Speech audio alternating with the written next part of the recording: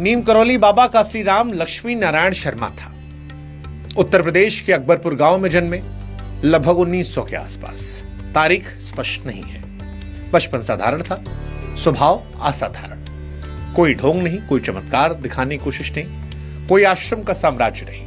11 सितंबर साल 1973 को जब शरीर त्यागा, उसी दिन से उनका प्रभाव बढ़ता चला गया। दुनिया में शायद ये पहला उदाहरण है जब किसी संत की शक्ति उसके जाने के बाद कई गुना बढ़ी। इतना कि मौत के बाद कैलिफोर्निया के टेक साम्राज्यों की दिशा निर्धारित हो गई। यही भूमिका, यही रहस्य और यही दरवाजा है जहां से नीम करौली बाबा की अद्भुत कथा की शुरुआत होती है। अकबरपुर का साधारण सा लड़का जो आगे चलकर दुनिया की दिशा बदलने वाला था। ये कहते हैं कि बचपन से ही उनमें एक अजीब सी ऊर्जा, एक स्थिरता, एक गहराई थी।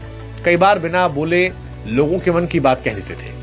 कई बार ऐसी बातें कहते थे जो बाद में सच होती थी, पर इस पर कभी ध्यान नहीं गया क्योंकि अपने भीतर किसी शक्ति का प्रदर्शन नहीं कर रहे थे। समय बीता, बड़े हुए, घर छोड़ा, सामान्य जीवन से दूर गए। किसी को बताया नहीं कि वो कौन है, क्या बनने आए। चुपचाप भारत की गलियों, खेतों, गांवों में घूमते रहे और इसी दौरान धीरे धीरे लोगों को एहसास हुआ कि आदमी साधारण नहीं है।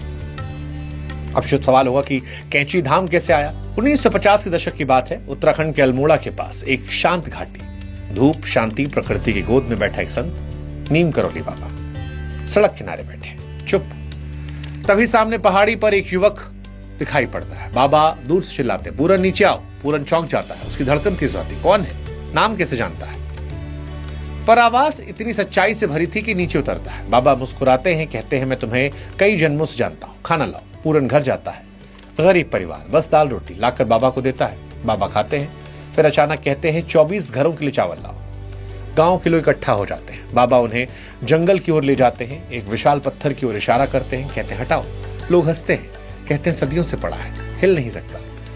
पर जैसे ही सब मिलकर धक्का देते हैं, पत्थर हट जाता है।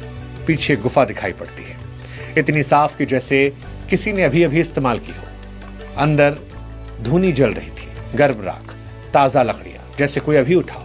गांव वाले हैरान, बाबा शांत।